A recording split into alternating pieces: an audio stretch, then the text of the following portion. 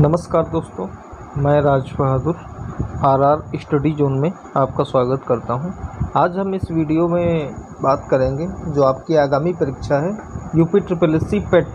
जो परीक्षा ये 24 तारीख को होनी है, यानी कल की डेट में ये परीक्षा होनी है। 2 शिफ्टों में परीक्षा होगी। तो इस परीक्षा की दृष्टि से हम आपके सामने कुछ क्वेश्चंस, लगभग 40 क्वेश्चंस हैं, इनको हम आपके सामने पेश कर रहे हैं। कृपया इस वीडियो को आप अंत तक देख लीजिएगा, क्योंकि ये प्रश्न आपकी परीक्षा की दृष्टि से बहुत ही महत्वपूर्ण प्रश्न हैं, जिनका हम उल्लेख आपके सामने पेश करेंगे। तो स्टार्ट करते हैं बिना टाइम वेस्ट किए हुए।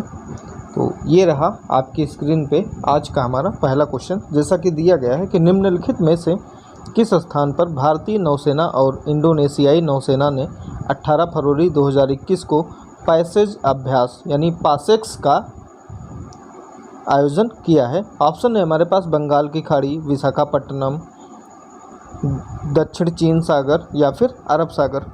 तो आप भी इस क्वेश्चन का आंसर गेस करिए कि आपको आता है, नहीं आता है, या फिर आता है तो सही है या गलत है। तो इस क्वेश्चन का सही ऑप्शन होगा अरब सागर, यानी जो अरब सागर है, यहाँ पर भारतीय नौसेना और इंडोनेशियाई नौसेना ने अरब सागर में पासेक्स अभ्यास का संचालन किया है। ठीक है, अगला क्वेश्चन कि सारनाथ के खड़े बुद्ध किस राजवंश का उत्कृष्ट उदाहरण है। तो आप गेस करिए क्या होगा इसका आंसर। ऑप्शन जैसे कि दिए गए हैं गुप्त वंश, दिल्ली सुल्तान, प्रतिहार वंश या फिर मौर्य वंश। तो आपको बता दें कि ये सारनाथ के खड़े बुद्ध जो है ये गुप्त राजवंश का उत्कृष्ट उदाहरण है, यानी ऑप्शन ए सही हो जाएगा। अगला प्रश्न आपकी स्क्रीन पे कि जैसा कि दिया गया है कि किस देश ने 2023 के हिंद महासागर द्वीप खेलों की मेज़बानी के लिए मालदीव की जगह ले ली है। ऑप्शन है हमारे पास मेडागास्कर, श्रीलंका, भारत या फिर मॉरिशस। प्रश्न का मतलब ये है कि 2023 में जो हिंद महासागर द्वीप में खेल खेले जाएंगे, यानी मेज़बानी के लिए मालदीव को सेलेक्ट किया गया था, लेकिन कुछ कारणों की वजह से इसको हटा दिया गया है, जो कि अब दूसरा देश आ गया है। तो ऑप्शंस आपके सामने दिए गए हैं, इसमें से आपको चूज करना है कि कौन सा ऑप्शन सही हो जाएगा। तो इस प्रश्न का सही उत्तर होगा ऑप्शन ए, यानी मेडागास्कर सही आंसर हो जाएगा। अगला प्रश्न कि संविधान सभा ने किस तारीख को राष्ट्रीय गीत को अपनाया है। ऑप्शन है हमारे पास 24 जुलाई 1950, 25 मार्च 1951, 25 जनवरी 1952 या फिर 24 जनवरी 1950। तो आपको बता दें कि इस प्रश्न का सही उत्तर होगा 24 जनवरी 1950, यानी संविधान सभा ने 24 जनवरी 1950 को राष्ट्रीय गीत को अपनाया था। राष्ट्रीय गीत की बात करें तो राष्ट्रीय गीत है हमारा वंदे मातरम और राष्ट्रीय गान जन गण मन है। ठीक है, अगला प्रश्न है कि फ्रीडम इन द वर्ल्ड 2021 की रिपोर्ट ने भारत की स्थिति को मुक्त से किस तक घटा दिया गया है। ऑप्शन है हमारे पास आंशिक रूप से मुक्त, गैर मुक्त या पूरी तरह से मुक्त, या फिर इनमें से कोई नहीं। तो आप इस क्वेश्चन का आंसर चूज करिए कि आपके हिसाब से क्या आपका आंसर सही होगा। तो आपको बता दें कि इस प्रश्न का सही उत्तर हो जाएगा ऑप्शन ए, यानी फ्रीडम इन द वर्ल्ड 2021 की रिपोर्ट ने भारत की स्थिति को मुक्त से आंशिक रूप से मुक्त तक घटा दिया गया है। ठीक है, अगला प्रश्न आपकी स्क्रीन पे ये रहा कि किस शहर को मिनी हड़प्पा कहा जाता है, यानी किस शहर को मिनी हड़प्पा कहा जाता है। हड़प्पा तो आप जानते ही होंगे, तो मिनी हड़प्पा किस शहर को कहा गया है। ऑप्शन है हमारे पास सोहगरा, लोथल, कोट दीजी या देसलपुर। तो इस प्रश्न का सही उत्तर हो जाएगा ऑप्शन बी, यानी लोथल जो है, लोथल शहर को मिनी हड़प्पा शहर के नाम से भी जाना जाता है, यानी मिनी हड़प्पा के नाम से लोथल को भी जाना जाता है। आपकी स्क्रीन पे अगला प्रश्न ये रहा स्क्रीन पे अगला प्रश्न। जैसा कि दिया गया है कि निम्नलिखित में से कौन सा कर वस्तु और सेवा कर यानी जीएसटी, जिसको बोलते हैं इंग्लिश में गुड्स एंड सर्विस टैक्स, द्वारा समाहित नहीं किया गया है। तो ऑप्शन है हमारे पास केंद्रीय बिक्री कर, प्रतिभूत लेन देन कर, लग्जरी कर या प्रवेश कर। तो इस प्रश्न का सही उत्तर हो जाएगा ऑप्शन बी सही हो जाएगा, यानी प्रतिभूत लेन देन कर को जीएसटी में समाहित नहीं किया गया है। ठीक है, और जीएसटी जो है ये भारत में स्टॉक एक्सचेंजों में सूचीबद्ध प्रतिभूतियों की खरीद और बिक्री के समय लगाया गया कर है। यानी ये जो प्रतिभूत लेन देन जो है ये प्रतिभूतियों की खरीद और बिक्री के समय लगाया गया कर है, जो कि स्टॉक एक्सचेंजों में लगाया जाता है। प्रतिभूत share bond, debenture, equity oriented mutual fund, MFS जैसे पारंपरिक निवेश साधन है इसके। एसटीटी की दर बेची गई प्रतिभूत के प्रकार और लेन देन खरीद है या बिक्री है जिसके आधार पर बदलती रहती है। ठीक है, जीएसटी की बात करें तो जीएसटी इंडिया में 1 जुलाई 2017 को लागू की गई थी। ठीक है, और सर्वप्रथम अगर बात करें तो सर्वप्रथम फ्रांस में लागू की गई थी। अगर इंडिया की जीएसटी की बात करें तो ये कनाडा बेस्ड है। ठीक है, और जीएसटी का उल्लेख जो है ये आर्टिकल 101 में शामिल किया गया है। नहीं, आर्टिकल 101 के संविधान संशोधन अधिनियम 2016 द्वारा लागू किया गया है। ठीक है, और जीएसटी जो है ये भारत की संसद में पेश किए जाने वाला 122वां संवैधानिक संशोधन बिल है। ठीक है, अगर बिल की बात करें तो 122वां संवैधानिक संशोधन बिल है। ठीक, अगला प्रश्न कि कोरोना वायरस को मारने के लिए अनुशंसित कीटाणुनाशक क्या विशिष्ट है। ऑप्शन है हमारे पास कार्बोक्सिलिक अम्ल, लाइजोल, फिनाइल या फिर सोडियम हाइपोक्लोराइड। तो इस प्रश्न का सही उत्तर हो जाएगा ऑप्शन डी, यानी कोरोना वायरस को मारने के लिए अनुशंसित कीटाणुनाशक विशिष्ट जो है ये सोडियम हाइपोक्लोराइड है। कोरोना वायरस को मारने के लिए इसका यूज़ किया जाता है। ये आरएनए को नष्ट करके वायरस को मारता है, इस प्रकार वायरस प्रोटीन का उत्पादन नहीं कर सकता है। ठीक है, सोडियम हाइपोक्लोराइड एक क्लोरीन यौगिक है। ये अक्सर एक निसंक्रामक या विरंजन एजेंट के रूप में इसका प्रयोग किया जाता है। इसका रंग ये जो है रंगहीन होता है और थोड़ा पीला भी होता है, रंगहीन या फिर थोड़ा पीला होता है। ये आमतौर पर तरल ब्लीच के रूप में जाना जाता है। और इसका अगर फार्मूले की बात करें तो इसका फार्मूला हो जाता है NaClO। ठीक है, इसका फार्मूला यही होता है। अगला प्रश्न है मंगोलिया की राजधानी क्या है। आप गेस करिए क्या हो सकता है इसका आंसर, आपके सामने दिया गया है। ऑप्शन जैसे कि उलन-बटोर, मापुटो, डकार या अलमाटी। तो इस प्रश्न का सही उत्तर हो जाएगा उलन-बटोर, यानी मंगोलिया की राजधानी जो है उलन-बटोर है। अगर मापुटो की बात करें तो मापुटो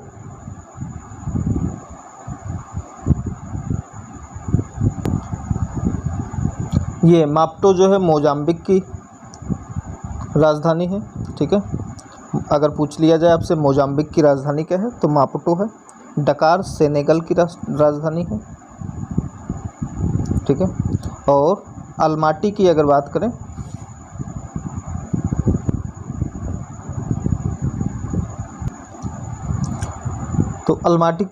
करें तो अलमाटी जो है ये कजाकिस्तान का सबसे बड़ा शहर है। ठीक है, लार्जेस्ट सिटी है कजाकिस्तान की। और अगर कजाकिस्तान की राजधानी की बात करें तो कजाकिस्तान की राजधानी जो है नूर सुल्तान है। क्या है? नूर सुल्तान जो है ये कजाकिस्तान की राजधानी है। ठीक है, अगला प्रश्न है कि जल में तैरने वाले अति सूक्ष्म पौधों को क्या कहा जाता है। ऑप्शन है आपके सामने नेक्टन, पादप्लवक या नितल जीव समूह या फिर इनमें से कोई नहीं। तो इस प्रश्न का सही उत्तर हो जाएगा पादप्लवक, यानी जल में तैरने वाले अति सूक्ष्म पौधों को पादप्लवक के नाम से भी जाना जाता है। ठीक है। अगला प्रश्न कि जम्मू और कश्मीर में प्रारंभ किए गए हिमायत कार्यक्रम का उद्देश्य क्या है, यानी हिमायत कार्यक्रम जो जम्मू कश्मीर में अभी जो चालू किया गया है ये किससे संबंधित है। आपके सामने ऑप्शंस दिए गए हैं, रोजगार, रेशम उत्पादन, ऑनलाइन शिक्षा या फिर चिकित्सा व्यय। ठीक है। तो इस प्रश्न का सही उत्तर हो जाएगा ऑप्शन ए, यानी जम्मू कश्मीर में ये हिमायत कार्यक्रम जो चालू किया गया है इसका रोजगार से संबंधित इसका उद्देश्य है, यानी रोजगार को बढ़ावा देना। ठीक है। इसमें 75% युवाओं को संगठित क्षेत्र की नौकरियों के लिए प्रशिक्षित किया जाएगा, जिसमें और इस कार्यक्रम में आपको बता दें कि 1 लाख युवा शामिल होंगे। यह केंद्रीय क्षेत्र की योजना है जो ग्रामीण और शहरी क्षेत्र दोनों क्षेत्रों के युवाओं को कवर करेगी। ठीक है। और जम्मू और कश्मीर के भीतर और बाहर दोनों क्षेत्रों में प्लेसमेंट का आयोजन भी करेगा। ठीक है। अगला प्रश्न आपकी स्क्रीन पे कि राजस्थान की पश्चिमी अंतर्राष्ट्रीय सीमा पर निम्नलिखित में से किस संगठन द्वारा ऑपरेशन शरद हवा शुरू की गई है। ऑप्शंस हैं आपके सामने, सीमा सुरक्षा बल यानी बीएसएफ, केंद्रीय रिजर्व पुलिस बल सीआरपीएफ, भारत तिब्बत पुलिस बल आईटीबीपी या फिर सशस्त्र सीमा बल एसएसबी। ठीक है। तो इस प्रश्न का सही उत्तर हो जाएगा ऑप्शन ए, यानी सीमा सुरक्षा बल जो है एसएसबी, ये राजस्थान की पश्चिमी अंतर्राष्ट्रीय सीमा पर एक ऑपरेशन शरद हवा शुरू की गई है इसी के द्वारा। ठीक है। अगर आपसे बात करें बीएसएफ के महानिदेशक, तो बीएसएफ के महानिदेशक जो हैं ये हैं राकेश अस्थाना। कौन है? राकेश अस्थाना, ये बीएसएफ के महानिदेशक हैं। अगर बीएसएफ का मुख्यालय अगर बात करें तो ये है न्यू दिल्ली, इसका मुख्यालय है। ठीक है। सीमा सुरक्षा बल यानी बीएसएफ जो है ये भारत पाकिस्तान और भारत बांग्लादेश सीमाओं की रक्षा करता है। अगला प्रश्न है आपके सामने कि 14 जून 2021 को किसकी आत्मकथा सच कहूँ तो इसका विमोचन किया गया है। ऑप्शन है आपके सामने, नीना गुप्ता, गजराज राव, विवेक मेहरा या फिर जितेंद्र कुमार। तो इस प्रश्न का सही उत्तर हो जाएगा ऑप्शन ए, यानी नीना गुप्ता। ठीक है। तो नीना गुप्ता द्वारा लिखी गई, यानी नीना गुप्ता ने सच कहूँ तो इसका विमोचन किया गया है जो इनकी आत्मकथा है। ठीक है। अगला प्रश्न है कि पहली बार भारतीय आंदोलन के दौरान वंदे मातरम लोगों का लोकप्रिय गीत बना, यानी किस आंदोलन में वंदे मातरम लोगों का लोकप्रिय गीत बना। आपके सामने ऑप्शन है, खिलाफत आंदोलन, भारत छोड़ो आंदोलन, असहयोग आंदोलन या फिर स्वदेशी आंदोलन। तो इस प्रश्न का सही उत्तर हो जाएगा स्वदेशी आंदोलन, यानी ऑप्शन 4 सही हो जाएगा। स्वदेशी आंदोलन की बात करें तो स्वदेशी आंदोलन में ये इसका शुरुआत जो है 1905 में हुई थी और ये 1911 तक जारी रहा था। ठीक है। अगला प्रश्न है कि जून 2021 में निम्नलिखित में से किस राज्य ने कोविड अनाथों की शिक्षा, स्वास्थ्य और रखरखाव के लिए एक नई योजना आशीर्वाद शुरू की गई है। आपके सामने ऑप्शंस दिए गए हैं। ऑप्शंस दिए गए हैं राजस्थान, बिहार, हरियाणा या फिर उड़ीसा। तो आपको बता दें कि आशीर्वाद योजना जो है ये उड़ीसा राज्य में शुरू की गई है, जो कि कोविड अनाथों की शिक्षा, स्वास्थ्य और रखरखाव के लिए एक नई योजना है। ठीक है। आपको बता दें कि उड़ीसा के मुख्यमंत्री हैं नवीन पटनायक। ठीक है। नवीन पटनायक हैं और इनकी सरकार जो है ये बीजू स्वास्थ्य कल्याण योजना के तहत मुफ्त चिकित्सा सेवाओं और केंद्र या फिर राज्य खाद्य सुरक्षा योजना पर लाभ उठाने के लिए शामिल इसको किया जाएगा। और राज्य सरकार इन बच्चों को ग्रीन पैसेज योजना के तहत उच्च शिक्षा हासिल करने के लिए भी मदद करेगी। और इन्होंने साथ में ही घोषणा की है कि जिन बच्चों के माता पिता कोविड-19 में दोनों यानी माता और पिता दोनों खो गए हैं, उनको 2500 रुपये प्रति माह प्रदान किया जाएगा। और जिन बच्चों के माता या पिता इनमें से कोई एक खो गया है 1 अप्रैल 2020 तक, ठीक है, तो उनको 1500 रुपये प्रति माह दिया जाएगा। ठीक है। अगला प्रश्न है आपके सामने कि राष्ट्रपति रामनाथ कोविंद ने जून 2021 में चुनाव आयुक्त के पद पर किसको नियुक्त किया है? ऑप्शन है संजीव रंजन, अनूप चंद पांडे, विक्रम मिश्री या फिर घोटूराम मीना।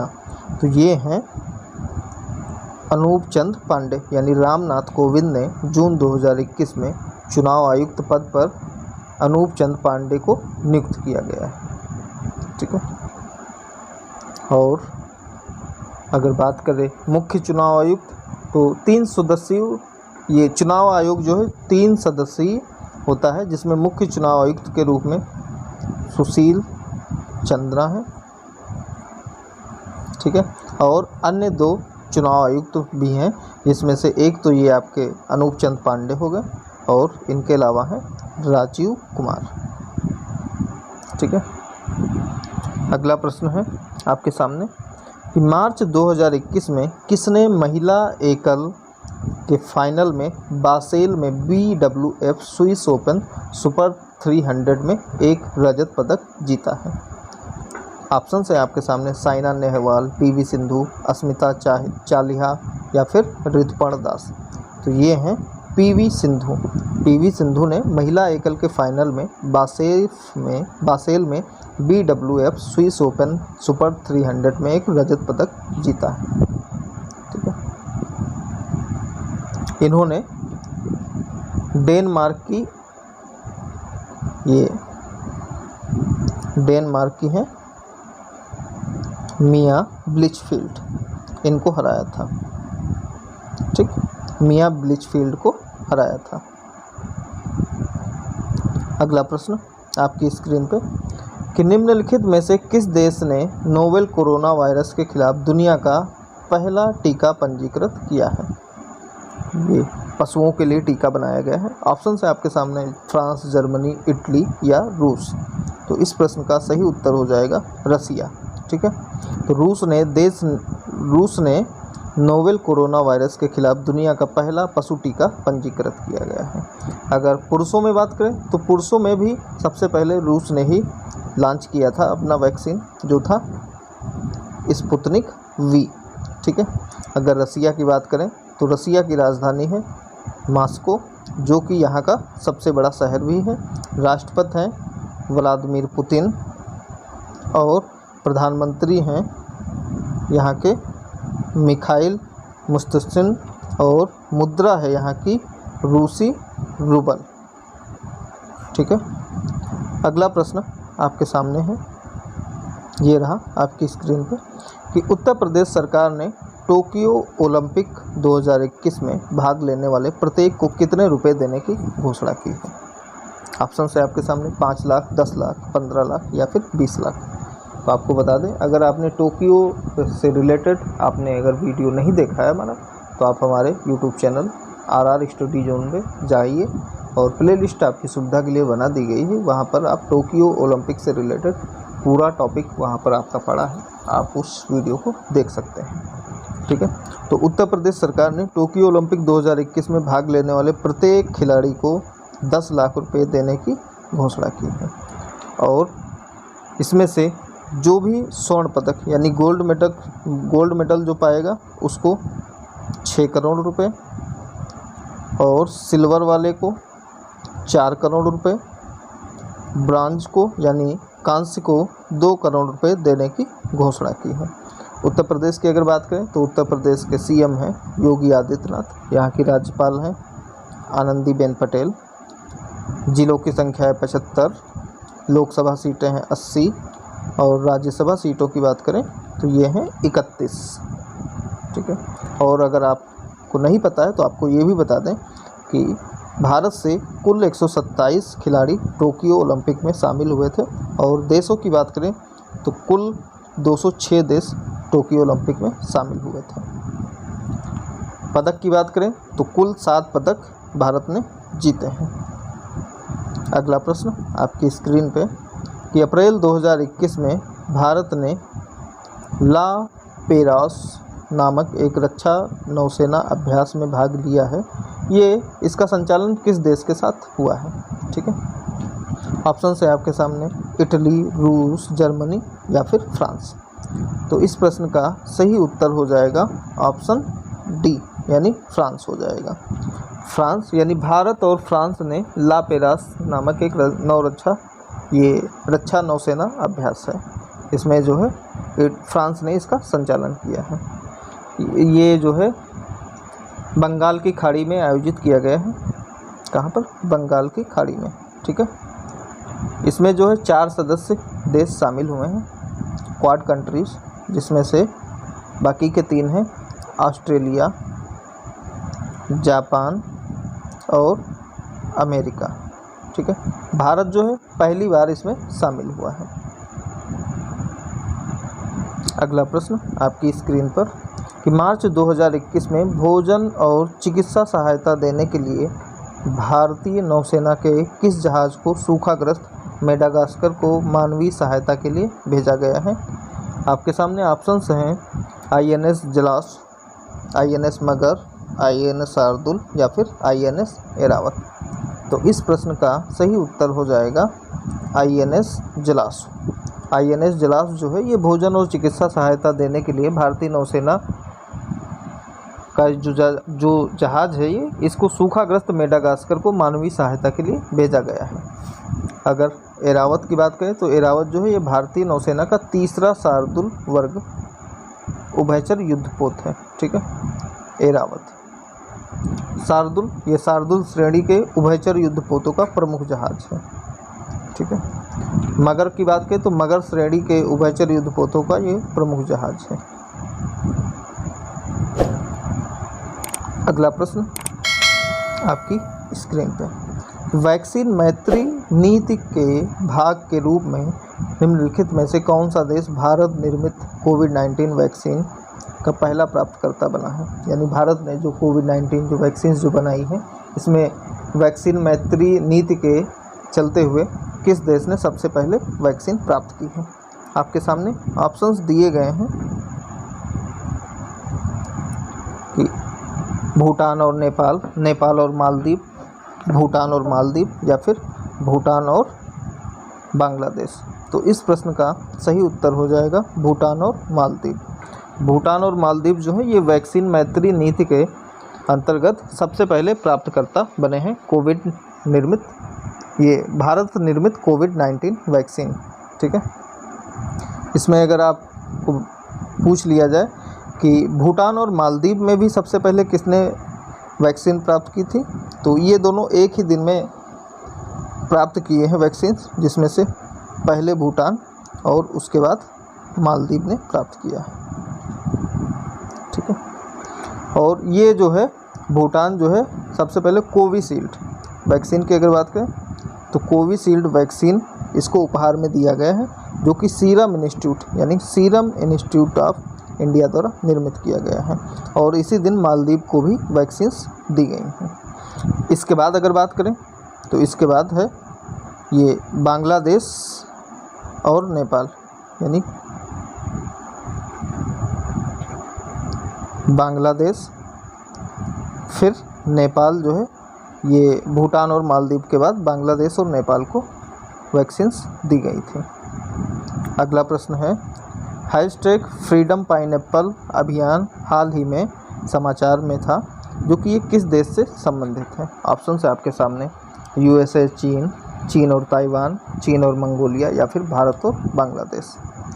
तो ये जो है चीन और ताइवान, हैशटैग फ्रीडम पाइनएप्पल जो अभियान है ये चीन और ताइवान देश से संबंधित है।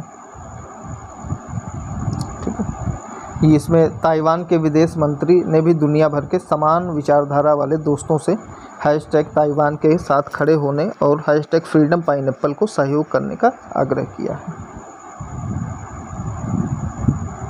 अगला प्रश्न आपकी स्क्रीन पे जैसा कि दिया गया है कि भारत में कोविड-19 वैक्सीन प्राप्त करने वाले पहले व्यक्ति कौन से हैं? मनीष कुमार, मार्गरेट कीनन, सुधीर भंडारी या फिर हरिदेव। तो इस प्रश्न का सही उत्तर हो जाएगा मनीष कुमार। मनीष कुमार जो है ये दिल्ली एम्स में पहले प्राप्तकर्ता बने हैं। ये वहाँ के स्वच्छता कार्यकर्ता हैं। ठीक है, दिल्ली की ये जो है राजस्थान से। अब जैसा कि दिया गया मार्गरेट कीनन, तो मार्गरेट कीनन जो है ये पहली व्यक्ति बन गई हैं जो सामूहिक टीकाकरण कार्यक्रम के हिस्से के रूप में फाइजर कोविड-19 इनको टीका दिया गया है, जो कि ये 91 वर्ष की हैं। मार्गरेट कीनन जो है ये 91 ईयर की हैं। ठीक है, सुधीर भंडारी, तो सुधीर भंडारी जो है जयपुर के एसएमएस मेडिकल कॉलेज के प्रिंसिपल हैं, जिनको कोविड-19 टीका पाने वाले राजस्थान के ये पहले व्यक्ति हैं। राजस्थान के पहले व्यक्ति सुधीर भंडारी हैं। ठीक है, अगर राजस्थान की बात करें तो राजस्थान के सीएम हैं अशोक गहलोत, राज्यपाल हैं कलराज मिश्र, लोकसभा सीटें हैं 25, राज्यसभा की सीटें हैं 10। ठीक है, अगला प्रश्न है आपकी स्क्रीन पे कि मार्च 2021 में अंतर्राष्ट्रीय शूटिंग स्पोर्ट फेडरेशन यानी ISSF विश्व कप में महिला 10 मीटर एयर पिस्टल फाइनल में भारत के लिए पहला स्वर्ण पदक किसने जीता? ऑप्शंस हैं मनु भाकर, यशस्विनी देसवाल, राही सरनोबत या फिर तेजस्विनी सावंत। तो ये हैं यशस्विनी देसवाल। ठीक है, यशस्विनी देसवाल जो है ये स्वर्ण पदक जीता है 10 मीटर एयर पिस्टल में, जो कि अंतर्राष्ट्रीय शूटिंग स्पोर्ट फेडरेशन विश्व कप के तहत। ठीक है, मनु भाकर की अगर बात करें तो मनु भाकर ने रजत पदक जीता है। अगला प्रश्न है कि जुलाई 2021 में कोविन ग्लोबल कॉन्क्लेव को किसने संबोधित किया है? ऑप्शन है नरेंद्र मोदी, अमित शाह, हरदीप सिंह पुरी या फिर नितिन गडकरी। तो ये हैं हमारे देश के प्रधानमंत्री नरेंद्र मोदी। ठीक है, यानी ऑप्शन ए सही हो जाएगा। अगला प्रश्न है कि निम्नलिखित अकादमिक संस्थानों में से किसमें केंद्रीय वित्त मंत्री ने भारत के पहले 3D प्रिंटेड हाउस का उद्घाटन किया है? ऑप्शंस हैं IIT मद्रास, IIT मंडी, IIT बॉम्बे, IIT दिल्ली। तो ये है IIT मद्रास। तो IIT मद्रास ने केंद्रीय वित्त मंत्री ने भारत के पहले 3D प्रिंटेड हाउस का उद्घाटन किया है। ये इसके तहत जो है 5 दिन में घर तैयार किया जा सकता है। ठीक है, अगला प्रश्न है फरवरी 2021 में किसने अपनी 7वीं पुस्तक फ्रैकर्ट मोज़ेक का अनावरण किया है? ऑप्शन है अर्शदीप सिंह, कुंदन लाल गुजराल, अमिताभ घोष या फिर सरबना राय। तो ये हैं सरबना राय। सरबना राय की ये 7वीं पुस्तक है फ्रैकर्ट मोज़ेक, जिसका अनावरण किया गया है। अगला प्रश्न है कि जून 2021 में लखनऊ में डॉक्टर भीमराव अम्बेडकर सांस्कृतिक केंद्र की आधारशिला कौन रखेगा? ऑप्शंस हैं रामनाथ कोविंद, नरेंद्र मोदी, वेंकैया नायडू या फिर अमित शाह। तो इस प्रश्न का सही उत्तर हो जाएगा रामनाथ कोविंद। ये हमारे देश के प्रेसिडेंट हैं यानी राष्ट्रपति रामनाथ कोविंद जी द्वारा लखनऊ में डॉक्टर भीमराव अम्बेडकर सांस्कृतिक केंद्र की आधारशिला रखी जाएगी। इस परियोजना की लागत है 45.04 करोड़ रुपए। ठीक है, अगला प्रश्न है आपकी स्क्रीन पे कि किस देश ने यास चक्रवात का नाम रखा है? किस देश ने यास चक्रवात का नाम रखा है? ऑप्शंस पाकिस्तान, ओमान, म्यांमार या फिर भारत। तो यास चक्रवात का नाम जो है ओमान ने रखा है, जबकि म्यांमार द्वारा ये अभी जो हाल ही में ताउते तूफान जो आया था ये म्यांमार ने रखा है। चक्रवात के नाम जो है ये क्षेत्र में देशों द्वारा घूर्णी आधार पर दिए जाते हैं। ठीक है, किस तरह से घूर्णन कर रहा है। अगला प्रश्न है कि जून 2021 में भारत के आधिकारिक ओलंपिक थीम सॉन्ग्स की रचना किसने की है? ऑप्शन से जावेद अली, मोहित चौहान, विशाल ददलानी या फिर सुखविंदर सिंह। तो इस प्रश्न का सही उत्तर हो जाएगा मोहित चौहान। मोहित चौहान द्वारा भारत के आधिकारिक ओलंपिक थीम सॉन्ग की रचना की गई है। ये सॉन्ग है लक्ष्य तेरा सामने है। ठीक है, ये सॉन्ग है। अगर ओलंपिक की बात करें तो ओलंपिक जो है ये 23 जुलाई से 8 जुलाई के मध्य में हुआ है, यानी लगभग 16 दिन। अगला प्रश्न आपकी स्क्रीन पे है कि एक भारत श्रेष्ठ भारत के तहत मार्च 2021 में कौन से 2 राज्यों या केंद्र शासित प्रदेशों को आपस में जोड़ा गया है ताकि उनमें अधिक आपसी समझ को बढ़ावा दिया जा सके? ऑप्शन से जम्मू कश्मीर और तमिलनाडु, गुजरात और अरुणाचल प्रदेश, महाराष्ट्र और झारखंड या फिर पश्चिम बंगाल और राजस्थान। तो अगर आपको ये सेशन अच्छा लग रहा है तो आप इसे लाइक करिए और ज़्यादा से ज़्यादा लोगों के पास भी शेयर कर दीजिएगा। ठीक है, तो आप गेस करिए कि इसका सही आंसर क्या होगा। इस प्रश्न का सही उत्तर हो जाएगा ऑप्शन ए, यानी एक भारत और श्रेष्ठ भारत के तहत मार्च 2021 में जम्मू और कश्मीर और तमिलनाडु 2 राज्यों और केंद्र शासित प्रदेशों को आपस में जोड़ा गया है ताकि उनमें अधिक आपसी समझ को बढ़ावा दिया जा सके।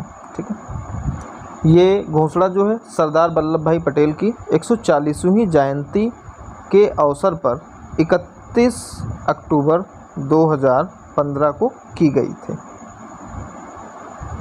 ठीक है, अगला प्रश्न आपकी स्क्रीन पे दिया गया है कि भारत का पहला राज्य कौन सा है जिसके पास एक्सप्रेस वे पर उतरने के लिए 2 हवाई पट्टिकाएं भी हैं? ऑप्शन से तमिलनाडु, पंजाब, उत्तराखंड या फिर उत्तर प्रदेश। तो इस प्रश्न का सही उत्तर हो जाएगा उत्तर प्रदेश, यानी उत्तर प्रदेश जो है ये भारत का ऐसा पहला राज्य है जिसके पास एक्सप्रेस वे पर उतरने के लिए 2 हवाई पट्टियां भी हैं। ठीक है, ये हवाई पट्टियां जो है चीन और पाकिस्तान के खिलाफ प्रतिक्रिया करने के लिए वायुसेना की सेवा कर सकती हैं। ठीक है, यहाँ पर ये हाल ही में जो पूर्वांचल एक्सप्रेसवे जो लखनऊ टू गाजीपुर बनकर तैयार हुआ है, इस पर स्थित है। ठीक है, इससे पहले जो है ये हवाई पट्टी जो है लखनऊ आगरा एक्सप्रेसवे पर तैयार हो चुकी है। ठीक है, 2 हवाई पट्टियां हैं। ठीक है, दोनों अलग अलग एक्सप्रेसवे पर। अगला प्रश्न है कि निम्नलिखित में से किस राज्य सरकार ने विश्व जनसंख्या दिवस 2021 पर एक नए जनसंख्या विधेयक की घोषणा की है? ऑप्शन से उत्तर प्रदेश, गुजरात, तमिलनाडु या फिर केरल।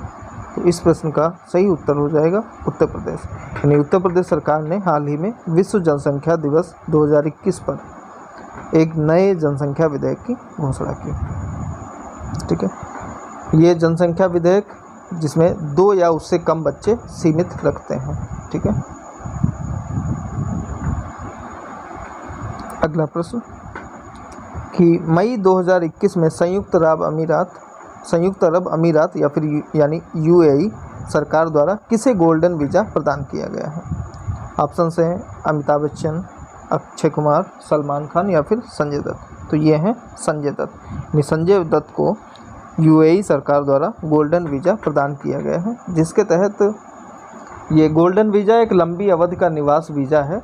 इसमें यह देश यूएई के भीतर रहने का अवसर देने के बदले में यूएई को महत्वपूर्ण निवेश की पेशकश करने के इच्छुक धनी व्यक्तियों पर लक्षित है। यूएई की अगर बात करें तो राजधानी है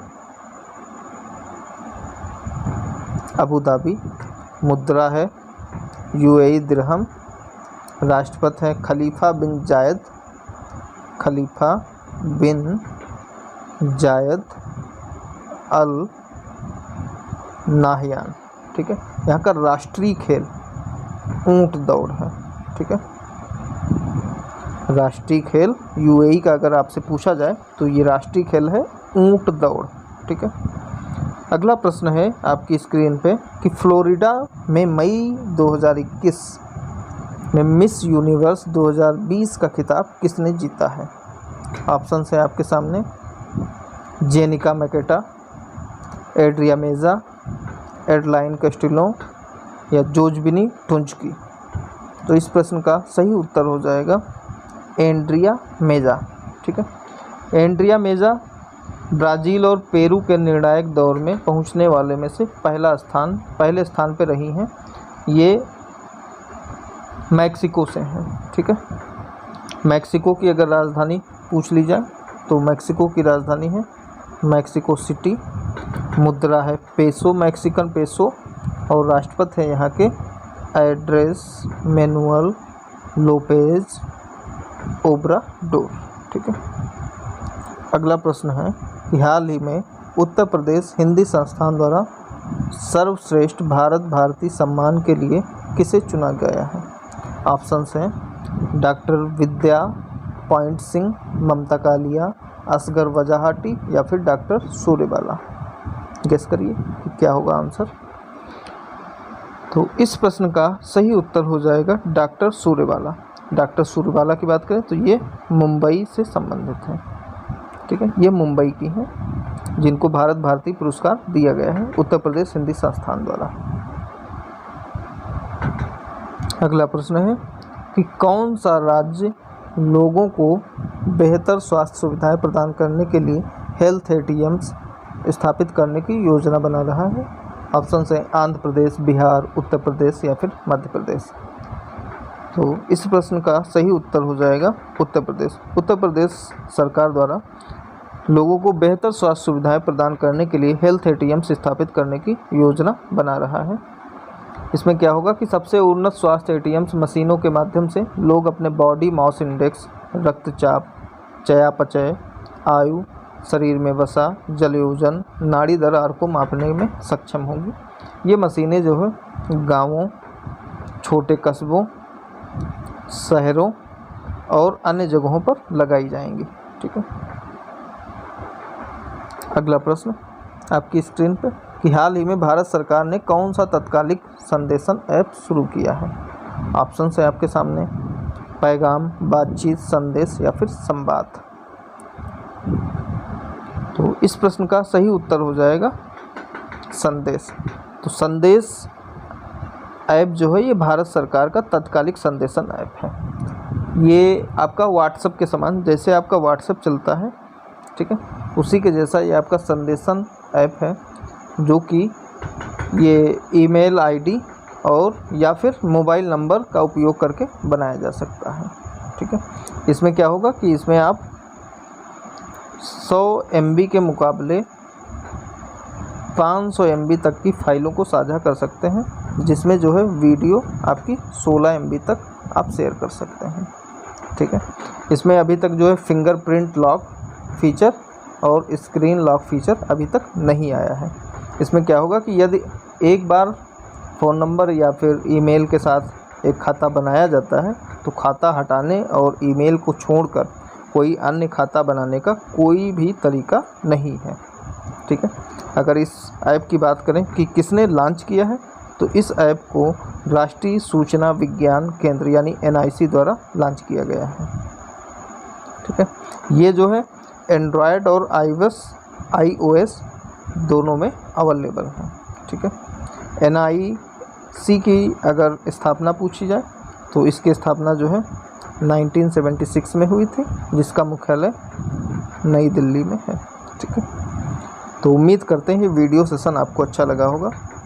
जो भी हमने क्वेश्चंस का डिस्कशन किया है आपको अच्छे लगे होंगे। तो अगर आपको वीडियो अच्छा लगे तो इसे आप लाइक करिएगा, और अगर आप हमारे चैनल पे नए हैं तो आप हमारे चैनल को सब्सक्राइब ज़रूर कर लीजिएगा, जिससे कि आपको अपकमिंग वीडियोज़ के नोटिफिकेशंस भी मिलते रहें। तो मिलते हैं फिर अगले वीडियो में। Thank you.